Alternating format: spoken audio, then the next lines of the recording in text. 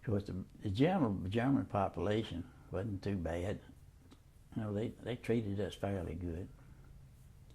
When we was in Weimar, we would go to Bad Neuheim, they called it. It was hot springs, and we confiscated a German bus, and we'd go down on the weekend and get in those big old tubs of that hot water, and have a good time out there.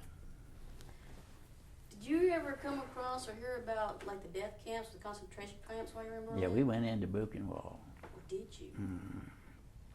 I had pictures. They took every picture that even looked anything resembled it. The Army did away from us. There was 4 or 5 of us that went there, and we went to pick up a tank that was disabled pretty close, and went there. And you just can't believe what went on. In the corner of the yard, they had human livers hanging up that they would eat. Of course, you eat them out of it, it'd kill you. If you did what now, they would kill you? Eat that liver, any amount of that liver, that dried liver.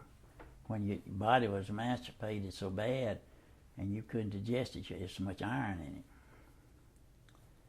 And there's another place, Nordhausen. They had all these German women, and they did experimental medicine on them. They'd cut slits in their legs and put glass in it and all kinds of stuff to see it. And originally, it was used for a recreation center for the big German officers and soldiers and stuff. And they had another one place pretty close to it that had nothing but blonde German women. And they was raising kids just like you raise cattle. They called it a non-Aryan. That was some of Hitler's raising of a super race. And we come through that just for, we was in there one day. Hold it for a second. That's okay. Keep going. But they'd do anything. Those German soldiers would do anything. We left some wounded soldiers in a smokehouse one day, beside the road. We put them in there out of the weather, and it was raining. We went to get a truck to move them. We come back. German soldiers had found them, and they'd stuck a bayonet through every one of them, killed.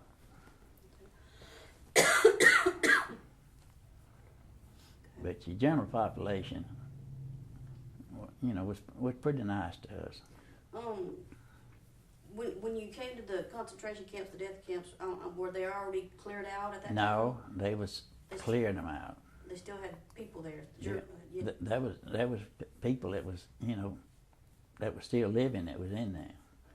They had those things where they burned them, and the bodies wasn't much left of them anyway. It didn't take but about 3 or 4 minutes to consume a human body in there. There was a pile of ashes that was 10 feet high and almost that wide across. It wasn't nothing but human ashes out there. But he'd give you nightmares for a while. But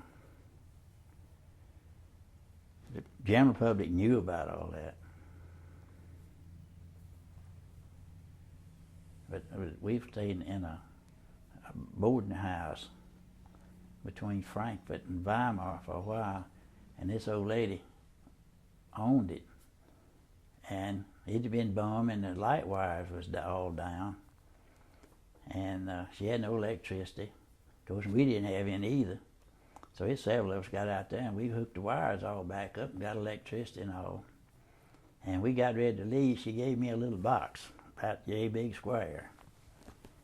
And I threw it in the duffel bag, and later on I opened it, and it was a fob watch and 7 silver spoons. It was dated 1708. And there was a little locket with a chain on it with a ruby in it. And she had just said thanks in the bottom, which, you know, you don't know about people. But she appreciated it, I suppose. What happened to those spoons and that? Betty's got them. Betty's got them. Betty's got them. Okay. Mm-hmm. The little watch, it's a fob watch, and it has a cylinder movement. It's not made like the watches we have now. And the case is all gold. You can take your fingernail and bend the case. It's so soft. Tell me about where you found the German flag and the sword and the gun. That was in St. Lo. Mm-hmm. And we got into town after they quit bombing, and the amateur went ahead of us. We got stopped right in town. We had some dozers, and we're cleaning the road, and I asked the guy something about what that building was there. And this Frenchman said, that's where the tank commander lived. And there's two of us went in there.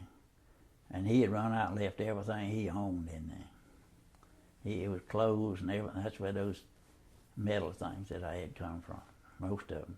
And there was his pistol and his sword and flag, and there was a saddle, and he had silk comforters on his bed with down in them, and we confiscated that stuff. I gave my son the pistol when he graduated from college, and I gave one of the big colonels in the First Army those comforters, and when I got ready to send that pistol home, the Army tried to take it away from me and never could find it. He signed for it where I could send it home. And it was one of a kind. Very few of them was ever made. But I don't know what his name was. And there's a K on each side of the butt of that pistol. And one of the Frenchmen said his name was Kessring. One of them said it was Kaiser. So, but I never did know exactly who he was. What about the Navigator watch? Tell me about that. Oh, that was when they bombed St. Lo. One of the bombers crashed not far from us. And we went down there. The fire was burning everywhere around it. And we was standing there watching it. And I happened to look and I saw that something shining and picked it up. It was a pocket watch. It's a Master Navigator's watch. It's a navigator. Everybody's watch has got to be set by that particular watch. And it's one of the most expensive watches that they made back in that time. And I gave it to the Army Museum in Hattiesburg, and they had never seen one. And I had an officer's Army issue wristwatch. I gave it to them. They had no watches over there from World War II in the museum. And that was his dress. I got it, brought his dress, got his dress sword, and I mailed it all home. You mailed the saddle home too, didn't you? Yeah, it's hanging up out here with that little brick house. Let's back up a little bit. The photos of the death camp, you said they took them away from you? Oh yeah, the Army did. Why did they take them away, do you know? I don't know, but they wouldn't let nobody have any of them except the Army. Mm-hmm.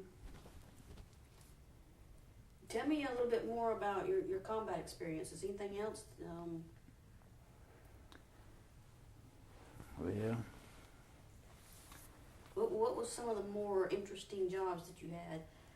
Well, we carried some ammunition up to Bastogne just before it was closed off, and it probably helped keep them running out before the Germans,